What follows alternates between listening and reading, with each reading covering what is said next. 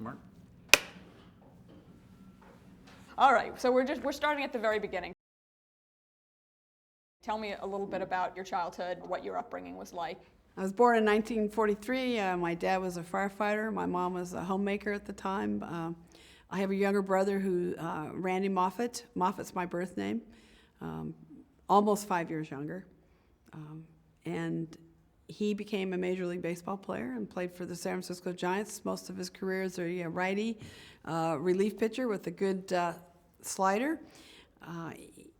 My parents both were very good to each other, always told us to think about others. They're very good citizens. You know, kids do what you see, not what you hear. And my parents paid their taxes, never were in debt. You know, if we couldn't afford it, we didn't buy it. I mean, it's just very simple, good values. They also were the parents. They had the power, we didn't when we were younger, which was good. I find today the children have the power when they're young, and not the parents. I prefer the way I was raised. My dad and mother were strict, but loving, and gave us unconditional love. Didn't care for any good in our sports. When we wanted to be the best, and they kept saying, "Are you sure? Don't do it for us."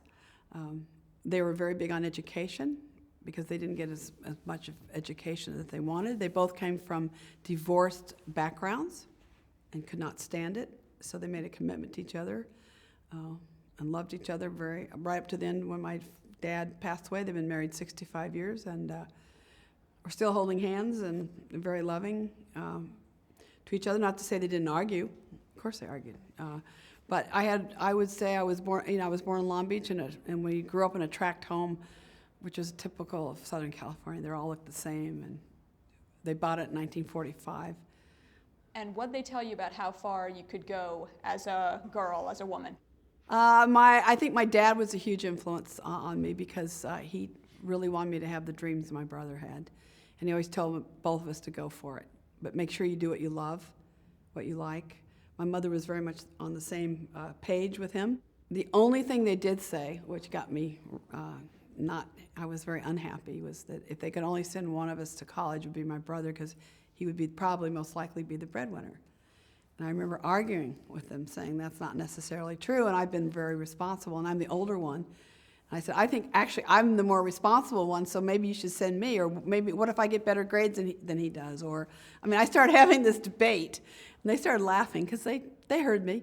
But I know if that was the only thing I heard different, was that, or I couldn't ride my bike and they'd let my brother ride his bike farther away. But that was my dad kind of protecting the girl, you know, the girl. And I said, Dad, I'm just as responsible as he is. I don't care. In general, my dad probably encouraged me more as far as my sports than my mother. I think my mother would have been really much happier if I'd grown up and had 3 kids, although to this day she still says, I can't believe what you did with your life. How do you feel about it? She's like trying to figure it out. But my mother, I think, could have been a great businesswoman if she had been born my generation, or even, well, probably even the next generation after that. She's really smart. She doesn't realize, and she can paint. Like, she took up painting at 50, and when she went to work to help, she worked in a lab as a receptionist, but what she did is she ended up doing the books. She got the guy out of the red into the black. And I said, Mom, do you realize what you did? You're a business person. I know what he hired you to do, to answer the phone and be a receptionist, but you didn't end up being his receptionist. You turned his business around. And she said, yeah, he did thank me. And I said, no kidding, you got him in the black.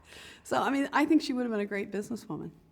I want to get you into sports. Tell me when you first, were you interested, were you athletic from the start? My brother and I were totally athletic from the start.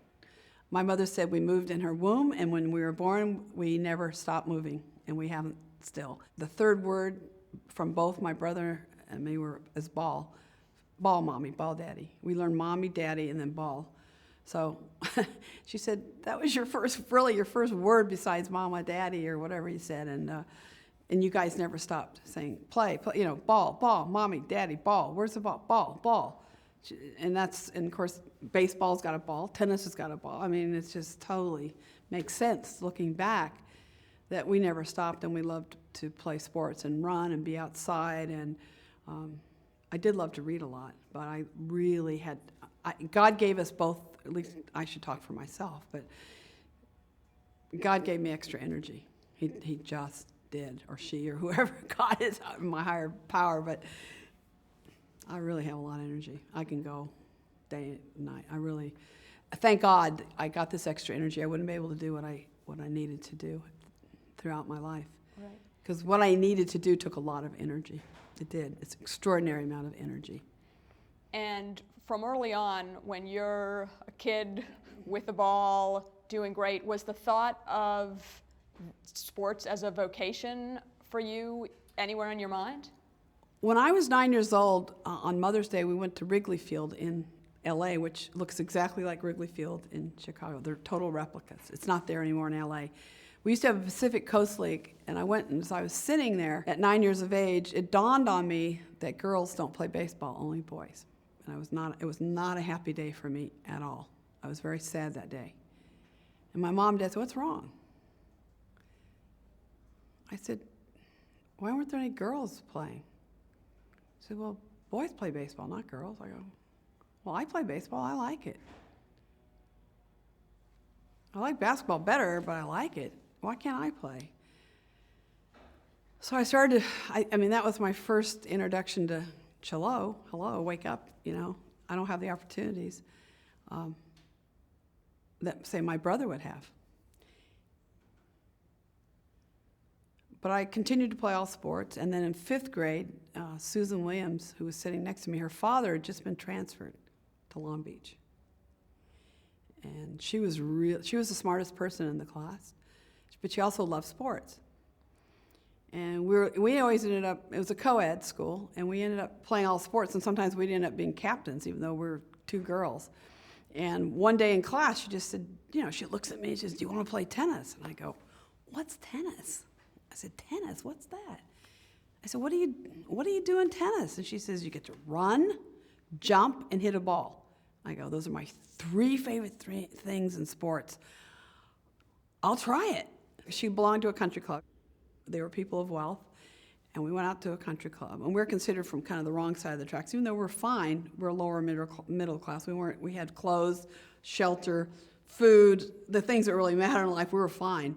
And we went to the club, but I could see very quickly at this club that I wasn't going to be able to play tennis. We don't belong. But my mother had to sew me white shorts and do this because you had to wear all white. And so I hit with Susan, and I really had fun.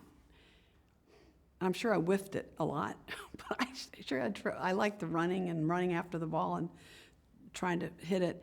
And then we both played on a softball team at Houghton Park. And we're at Houghton Park, and Val Halloran, the coach, looked at us because I said, "Susan took me to play tennis." She says, "Oh, well, every Tuesday they have free instruction here." I'm hurrying. I'm a public park kid. They have free instruction. Now we're talking. And so I went home and said, I really want to try to play tennis. And my dad says, "Are you sure?" I said, "Dad, I really want to." He says, "Well, figure out how you're going to pay for your first racket then." I said, "Dad, are you serious?" And he goes, "Yeah." So I went around to the neighborhood and they helped create these pseudo jobs for me so I could make money. And I made $8.29. I put it in a mason jar in the cupboard.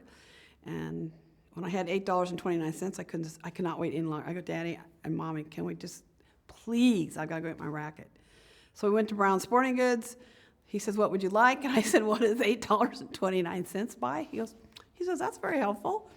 So he took me over to the different rackets, and I found one with my favorite color. It was lavender, and I said, I found my racket, and I slept with it, and I read every tennis book, all 3 of them that I could find in the library. It's not like Amazon.com, that's for sure. And I just started to learn the history because I love history. That was fantastic. So I go out to the public park for my first instruction. And at the end of the day, I said to my mom, I was 11, "Mom, I found out what I'm going to do with my life. This is it." And she goes, "That's fine, dear, but you have homework and all this." And she's driving home. And I go, "Mom, I got to tell Dad. I got to tell Randy. Come on, hurry." And I'm jumping up in the seat, which they didn't usually allow us to do. I was just jumping up and bouncing on the seat. And I remember it was the DeSoto Fluid Drive. they used to have to step on the accelerator and then let up, and you hear the gears change. Oh, it was a crack up. I can just remember the sounds. I remember the day, the clear blue sky, and how excited I was. The eucalyptus trees at Houghton Park. I remember everything so clearly, how excited I was. And I go, Mom, I'm telling you, this is it. You know, my mom's 89 now, and sometimes she'll look at me and she'll say, I remember that day. And she said, you were so happy. And look, you did do it. Like, she's so sweet. And I go, yeah, Mom, I told you I knew. And she's, I know, you really did. So I went home and told Dad, and that was it. I started going to every park every day. Clyde was at Houghton on like Tuesdays, Somerset on Wednesdays, Ramona on Thursdays, Rec Park on Fridays, and Silverado on Mondays. I started showing up at every park every day, and finally, after about the fourth time, he goes, you've been at my other parks, haven't you? And I go, yeah. And he said, how old are you, 14? I go, no, I'm 11. He goes, you're 11? Oh, good. Come on. So he got a live one with me. I mean, I was totally I told him I want to be number one in the world. He goes, and it's ironic because he had waited all his life to have a child really want to be good. So there was two of us, Jerry Cromwell and I, who absolutely, and then Susan also would go out. But Susan started to do, she's more of the Jackie of all trades. But she definitely was the number one player in the city at the beginning. And that's how that got started. Then at 12, I had an epiphany. After I started playing actual tournaments at 12, after a year, I had an epiphany at the Los Angeles Tennis Club. The sun was setting, and I was sitting by myself on the grandstand court, which probably held 150 people at the time. And I just remembered something was wrong, that everybody who played tennis was white, the clothes were white, the shoes were white, the socks were white, the balls were white. And I remember asking myself, where's everybody else?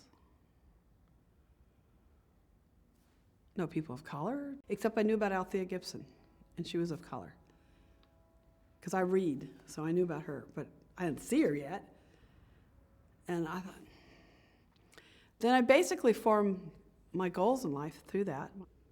And that was to fight for equal rights and opportunities for boys and girls, men and women. That was going to be my life's work. And that's when I was 12. So I was pretty clear on what was going on.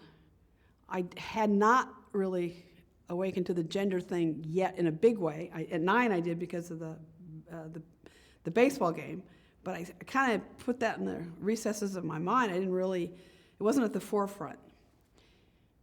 Now I was just so full of tennis, and tennis became my platform, really, to do my life's work. Tennis was not just tennis. It was really a platform to allow me to have a forum. Can you say this sentence for me and finish it as you will? When I'm playing tennis, I feel... When I'm playing tennis, I have fun. I feel alive. I feel integrated. I feel one with the universe. I feel exhilarated. I feel I can do anything. I believe in myself. I feel liberated. I feel freedom. When I say integrated, I mean I'm integrated in my mind, body, and soul as one. Because I have to use my mind, I have to use my heart, I have to use my guts. Those are the basic feelings. When I'm finished with playing, I always come off the court knowing that that's when I truly feel one with the universe and that I've integrated myself again within myself, and that I really love tennis. I don't like it. I love it. It's fun. I love to feel the ball against the strings. It has nothing to do with competition. Everybody perceives former professional athletes that, oh, don't you miss the competition? No. I had my moments. It's up to the younger ones, it's their turn. But to go hit the ball, even if I hobble to the ball, even if I can only take a step to the ball, because I'm now in my later 60s, I've had double knee replacements so I could play tennis again. I mean, what kept me going through the pain of my rehab is the thought of hitting that first tennis ball again. It's like light at the end of a tunnel, this long tunnel of rehab, because I'd been through a lot of rehab already, so I had an understanding of it, But this was the most difficult, and I just kept thinking about the light and hitting the first ball again, just hitting the first ball. And when I say hitting it, I mean tapping it. I mean standing at the service lines, being very close to the net and just feeling the ball in the strings for the first time. And another thing I wanted, now this is where my competitive soul does rise to the top, is I had to make the first ball go over the net. I did not want to see it going in the net. It had to go over the net. I was going to hit it very softly, so I knew it wouldn't go long. I didn't want it to go wide either, but I wanted it to go over the net. So it was a sense of starting over correctly, because that's the perfectionist in me too. One thing sports teach you, which unless someone's been there, it's very difficult to explain and articulate in words. It takes you to another place to find out who you are. There'll be moments in a match where you think you cannot take one more step. And somehow you find it within yourself, some place that you don't even know about, that it allows you to go on. And allows you to go on in a way that's successful, with energy and endurance and all the things that you've worked for. Pro athletes know we're performers, we're entertainers. Unfortunately, the world doesn't look at us enough that way. They really do separate us. We're still very separated. I mean, if I go to a conference for women, I'm over here. I know how they perceive me. I'm over in sports, I'm over here. Sports, I'm not sports, I'm an activist. I'm all these things. You guys, that happened to be my platform. They still haven't connected to that fact, okay? But if you're a writer, if you're a journalist, then people, they think you're connected to it. We're usually number one. Tell me what it's like to play and to win at Wimbledon. It's great winning at Wimbledon, but I prefer team sports over singles. Mixed doubles is my favorite sport, men and women on a team. And then women's doubles is the second most favorite, and then singles. And today I do world team tennis, which is 2 men and 2 women on each team. It's co-ed on a level playing field. So if a child comes to watch a team tennis match, he or she is seeing men and women cooperating, equal contribution by both genders on a level playing field. And that's what I want the world to look like. And so the socialization process of world team tennis is extremely important to me. So a child comes, you know what? If you see it, you can be it. It's what your parents did, it's what your role models did, and what you saw, not what they said. So they see these players working together. And sometimes the men are in the leadership role when they're playing and they're performing and they're leading and all this, or coaching or whatever. But when the women are playing, now the men are in a supportive role, and the women can strut. So the men and women are always supporting each other, or being in a leadership role, depending upon what's demanded of them at that moment. And that's what the children are picking up on. They don't realize that's what they're seeing, but that's what they're seeing, and that's how we created this format. So if you see a World Team Tennis match, you see my philosophy on life. And it goes back to my epiphany at 12, when I was going to dedicate my life to equal rights and opportunities for boys and girls. Now, what has everybody else done to me? They've put me into the women's part. That's not who I am. I'm for both genders. And I grew up with a brother, and my dad was very influential, and my mother's I just look at people as people. I don't really look at the genders so much. Tell me what the opportunities were like for women versus men playing tennis in the 60s and 70s, and how you felt about that. At the amateur level, it was very equal. We all were getting our $14 or $28 a day. Sometimes the men got a little bit more, or the top women got a little bit more. The top players, men and women, got more under the table sometimes. But it was ridiculous. I mean, when we say we got more, a couple $100 or whatever. And what we wanted was professional tennis. Now there were contract men pros playing off on the side, and they're the ones I like to watch because I knew that they were the best. Then I watched the best women, who were amateur as well. But the men and women amateurs were always together, tournament by tournament. And so that was the way I liked it. I didn't like the fact that we're amateurs. I didn't like, I preferred to be in bigger stadiums and have more audience, make it bigger, more pro, more exciting, more just everything. I like music. I like showtime, okay? I'm perfect for professional tennis. Amateur tennis does not ring true to me. And I didn't like the lack of inclusion.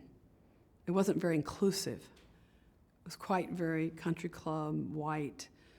So I didn't like that either. And I knew if we could get professional tennis, it would open the doors to a lot more opportunity for people. So I fought for that, always getting in trouble. But when professional tennis started is when everything changed. You had the men starting to talk about an association or a union. And I went to them and I said, you're going to include the women, right? I mean, we've been playing together. And I said, we're both high profile, which we were. And they said, absolutely not. I said, how can you not? I said, we'd be so much more powerful as one voice. We're a global sport. We could do so much on the court, but also think how we could influence off the court as one. And we would be exceptional. We would be the exception. As men and women professionals, the same association, we'd be the first. And they told me, absolutely not, we don't want you. Get lost, basically. I had two of the guys tell me that probably nobody would ever pay even a dime to watch us play. And these guys were my friends, by the way. I loved them, so I was crushed. I was really crushed. It was a very tough time for me. It was a very lonely time, a lot of emotional struggles because of the way we were being treated. So, as time was going on, we had less and less opportunities. When I say us, I mean the women. And pretty soon we had very few places to even play. Forget the money. If we were with the men at a tournament, usually the ratio of prize money was 12 or 11 to 1. So I knew, and my former husband, at that time my husband, was saying, you know, the men will squeeze you out completely because they also run the tournaments. And he was correct. So I remember Larry saying, Larry King's is his name. He said, why don't you go to Gladys Hellman, who is a publisher of World Tennis Magazine, maybe, you know, because she's a publisher and they have the advertising section, she'll know a lot of corporate people. And I said, that sounds really good, you're absolutely correct. So Rosie Casals, who's a former professional player now from San Francisco, she and I went to Gladys and said, we need your help. And she said, what do you mean, what do you mean? And we're saying, would you do a tournament for us? We don't have any place to play anymore. We're really running out of opportunities at all. She said, okay, let me put my head together, see what we can do. So she did a little tournament in Houston, Texas with 8 of us at the Houston Racket Club. And she got money from Virginia Slims. And she comes up to me, I got money I go, Sarah, I don't smoke. I never would smoke. I'm an athlete. How can you do that, Gladys? She goes, well, do you want the tournament or not? And I go, holy camole, now it's like, is it ever easy? Never. So I said, okay, it's not about me, it's about opportunity. And she said, Joe Coleman, the chairman and CEO of Philip Morris, believes in what we're trying to do. And I knew him, I'd met him. I go, okay, he loves tennis. I said, okay, fine, here we go. So it was $7,500. And we're all excited. So every night at her home, the 8 of us would get together and try to talk about the future of the sport. And I kept pushing and pushing, and Rosie was great. She pushed.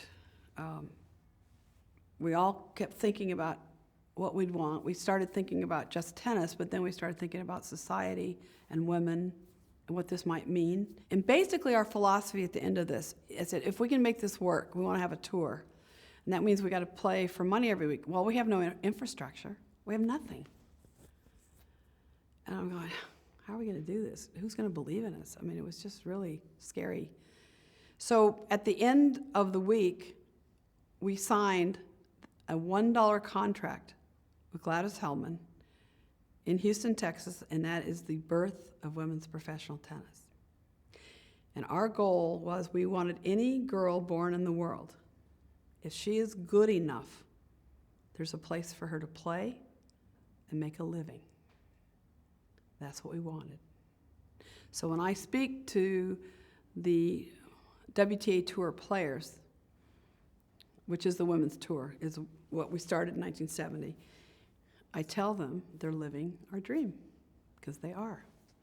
And in 2012, they'll be playing for almost $100 million in prize money.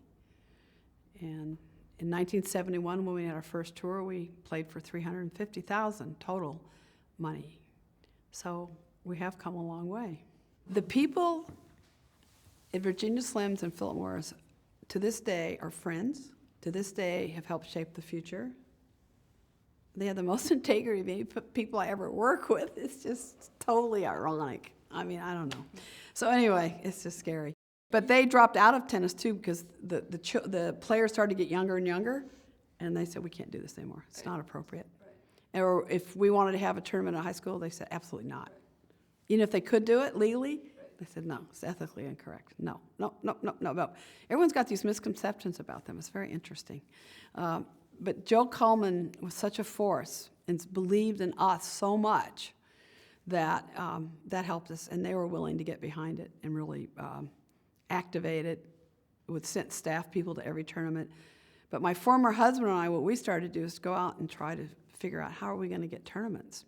In 1968, my former husband and I, when he was at law school at Bolt, we ran a one tournament exhibition in Oakland Coliseum. We had 4 men and 4 women, and we had $5,000 in savings, and we put every dime we had into it.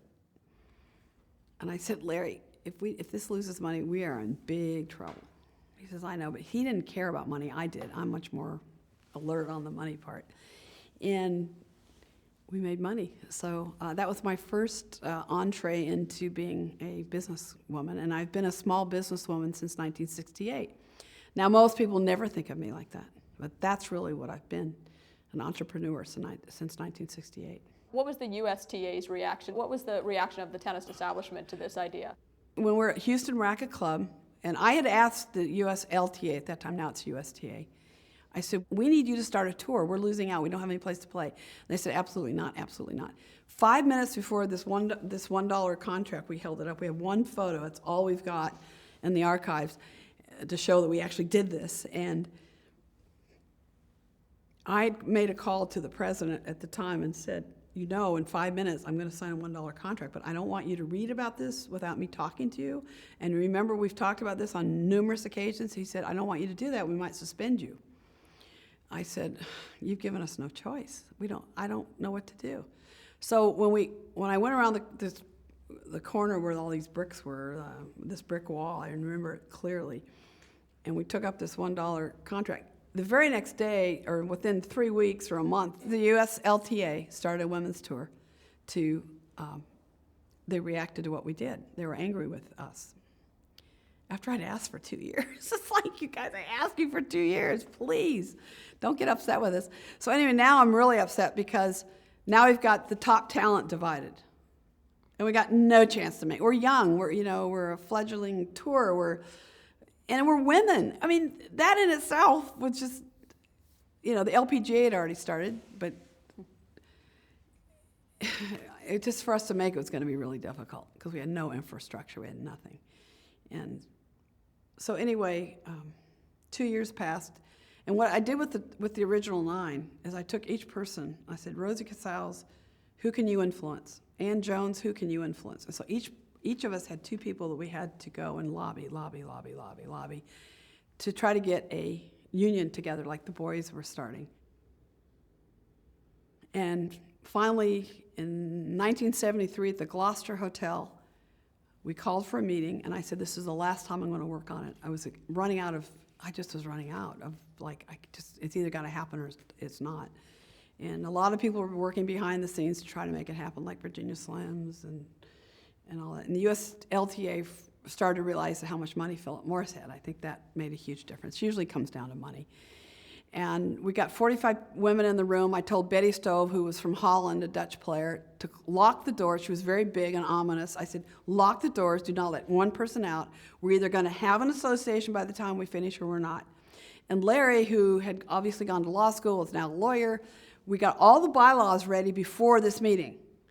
So if we were fortunate enough for them to say, we're going to do it, we could sign them up and elect officers. Okay? So that was good. We were ready to go if they said yes. So we sat and we discussed and we argued and we discussed and we finally I said, okay, you guys, I'm up there at I can't do anymore. I've given everything I can to this. We're either going to have an association or not. What do you want to do? Let's vote. So we voted. They voted yes. Great. I said, great. We can sign up right here. We've got the bylaws, and we'll do all the elections of the officers right now before we leave this room. We got that all done before we left the room, because if we hadn't got the bylaws organized, if we hadn't been organized, we would have maybe after everybody leaves and starts talking to everybody, we would be toast again. So it was great. We come out of there, we're association, we have our officers, we're ready to rock. Now, that's what everybody hears about today, is the WTA tour.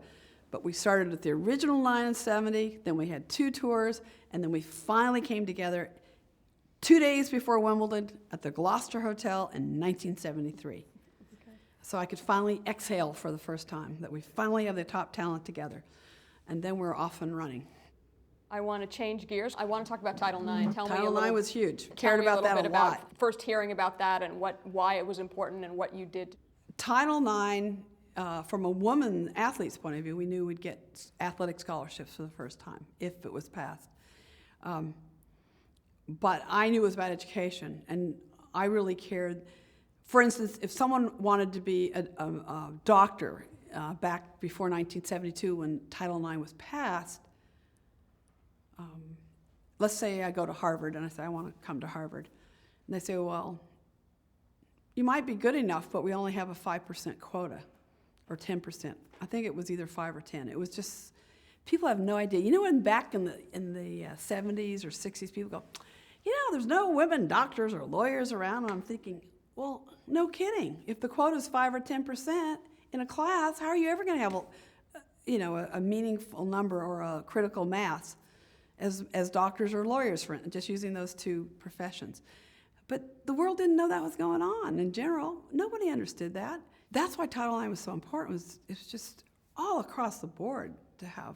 For instance, when I went to Cal State LA and worked 2 jobs, I could have gone to SC or Stanford. My dad said, I'll get a loan for you. And I said, absolutely not. So he knew somebody at Cal State LA, the coach, tennis coach, and he says, you can play with the men, and there's a women's team, Dr. Johnson's ahead of that, and we practice together every day from 2 to 5. I said, great, I'll go there. And I worked 2 jobs. I was a playground director, passed out equipment, and 30 miles away across town, Stan Smith, who ended up being #1 in the world, had a full scholarship to SC, and Arthur Ashe, who we all know about Arthur, had a full scholarship to UCLA, and I'm over here 30 miles over here, working 2 jobs and going to State University. Now, do you think anybody cared? I guarantee you if it were reversed, if I was the one going to UCLA and Arthur or Stan were going to Cal State LA and working 2 jobs, and the girls were getting that opportunity, you would have heard the whole world go crazy. It's so interesting how no one cared because we're women. It's a gender thing, and it's so pervasive. It's just so pervasive to this day. I hear it every single day, and no one notices it. I think Title IX is one of the 3 most important pieces of legislation of the 20th century.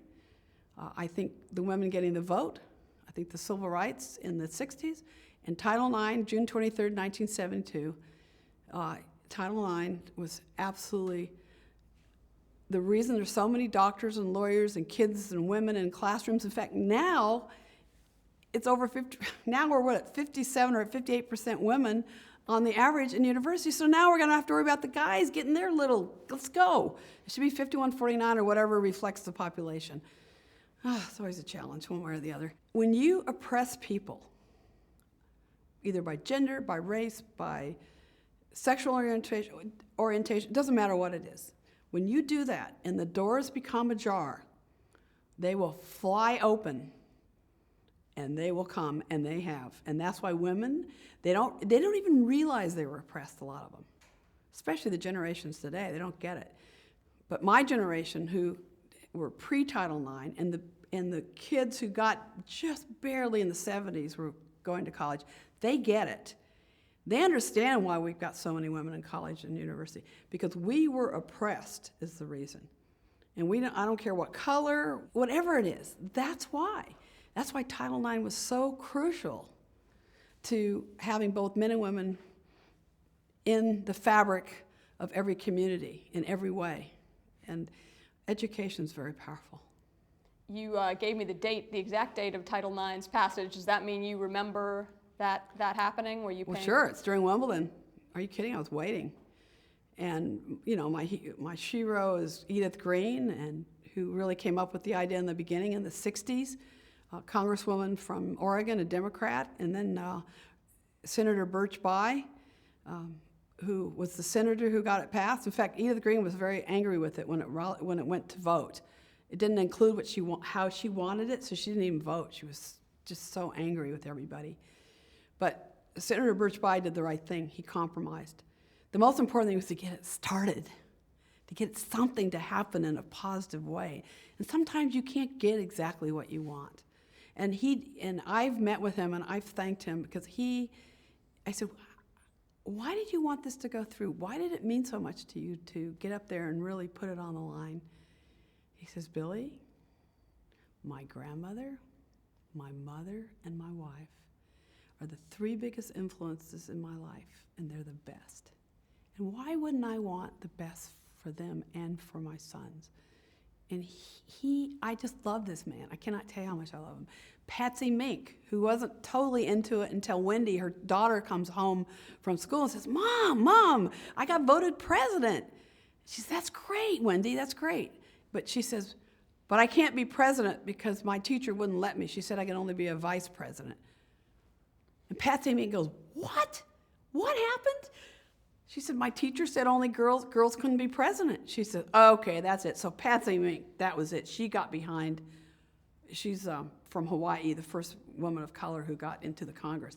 She went crazy, and so she got totally behind this and just fought for it. But her daughter's experience, you know how a mother is with their daughter or dad is with their children? It doesn't matter. You know, they're real protective. That's what woke her up and got her behind it. I tried to help Title IX as much as I could because I was still playing, obviously. I was right in the thick of everything with the women's pro and professional tennis and the women's pro. But, you know, I talked to Donna Verona. We'd always get together and talk about that and the Amateur Athletic Act, and we're just grinding away. And then I started going to the women at Ms. Magazine and talking to them, and then talked to Gloria Steinem. And I said, Gloria, you're not using us enough. We're visible. We sweat. We're real. Use us for the movement. Use us. If you look at an interview before I played Bobby Riggs, the night that I played him, this is like 2.5 hours before I'm playing, I'm doing an interview with Frank Gifford. He says, do you think you're part of the women's movement? Yes, Frank, I think we are. You know, like, it's just amazing how people don't. Sports are always left on the outside. You know, and we're mind, body, and soul, and I still think sometimes they're too much from the neck up, some of the feminists. I love them dearly, a little bit too much from the neck up sometimes. We need to have the whole, you know, we're complete human beings, and I want them to use us more. We're so visible. Look how we move. Look how we have to trust our bodies. Look how we're empowered. Look how we have to have brain cells with strategies. I mean, the ball comes to me, and every time a ball comes to me, I have to make a decision. The ball goes over to the other side, there's a consequence. Every single ball I hit, there's a consequence. I have to deal with it. I have to be nimble. I have to adjust. I have to think. I have to strategize. All the things you use in real life are right there, lessons in life on the court or on the field or whatever you do in sports. I'm telling you, it makes you strong. It gives you extra strength to carry on. There's something about what it teaches you and it gives you. It becomes part of your DNA. So I don't know, I just think we're so visible. We just have a chance to make a difference. I want to talk to you more about Bobby Rigg. Tell me what made you decide to go for it and to rise to the challenge that he laid out. I was worried about a lot of things, so I knew I had to play him. And I knew the exposure would be extreme. I mean, to set the scene back in those days, we had 4 channels, no cable TV, no microwaves, no fax, obviously no social media, no anything really. I mean, we're just going to touch-tone telephones. I think they were inventing the portable telephone. Girls could not get a credit card on their own in 1973. without a man signing for her. And young women today, if I tell them that, they can't believe it. They go, what? I say, you could not get a credit card on your own without somebody, a guy, signing for you. He could be out of work, could be on welfare, but if you signed it, you could probably get it. And they go, no way. I said, way? You know, it's like, yeah, that's the way it is. So you had Roe versus Wade, you had Watergate heating up, you had Vietnam starting to cool down, although I don't think it's cooled down to this day. So there was a lot going on this match, and I knew it was really important because we'd have so much focus. Now, why was there so much focus? Because there was a male involved. At that time, over 90% of the media was controlled by men. Now it's about 90% now. It's controlled by men. And so we have been taught to look at the world through men's eyes. We just have. Whether it be movies, what doesn't matter what it is. We have learned to see it through our fathers, our grandfathers, and men's lives. And because it was Bobby Riggs was involved, now it's about the men. Now they're interested.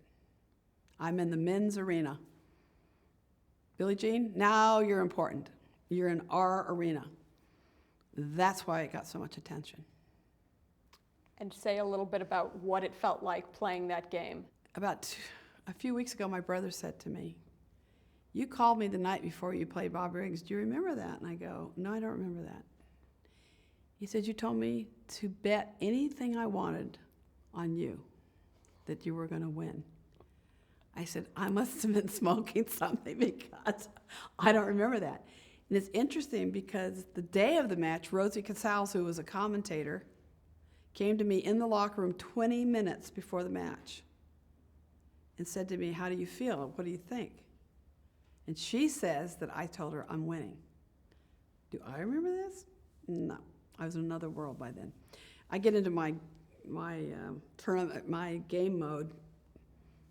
I'm not there. I'm totally in a different place.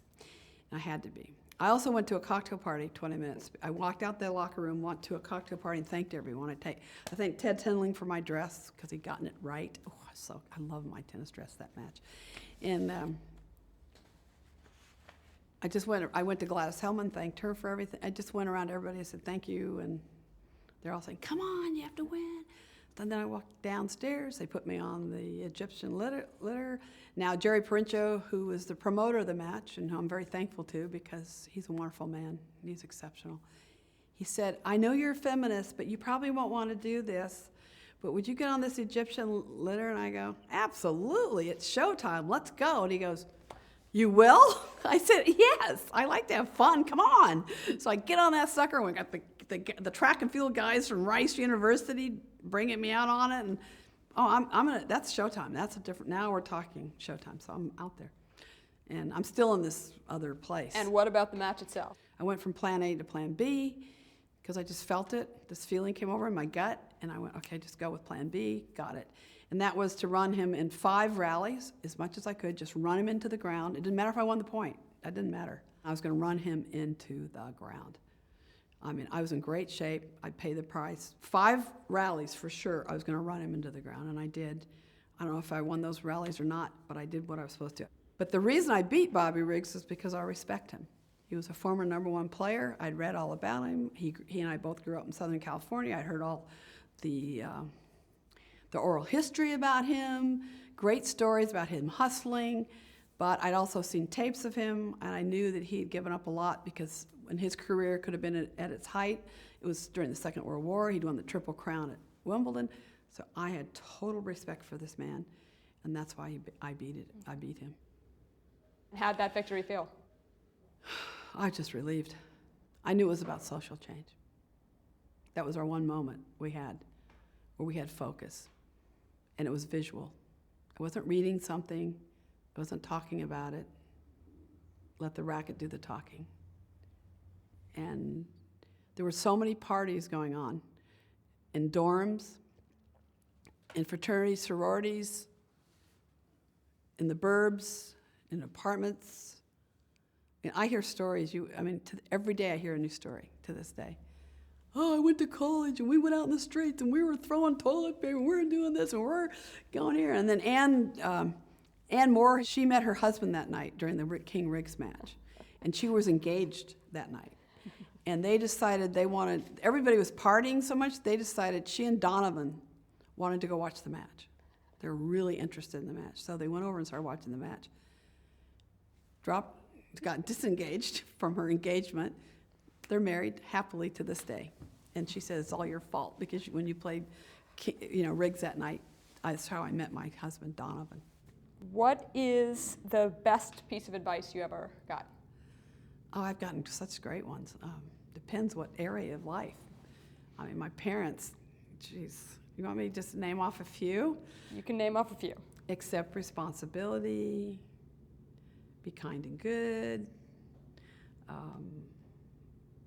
never give up, always do your best, have fun, find your passion. I have 2 cues that I use for coaching a lot in life skills or on the court, and that's champions, adjust, and pressure is a privilege. Because having pressure is a privilege. It's like when I played Bobby Riggs, that was pressure. That's what you do with it matters. It's a privilege to have these opportunities. I kept telling myself that night too, it was a privilege. Just off the top of your head, iPad or notepad? iPad, baby. Early bird or night owl?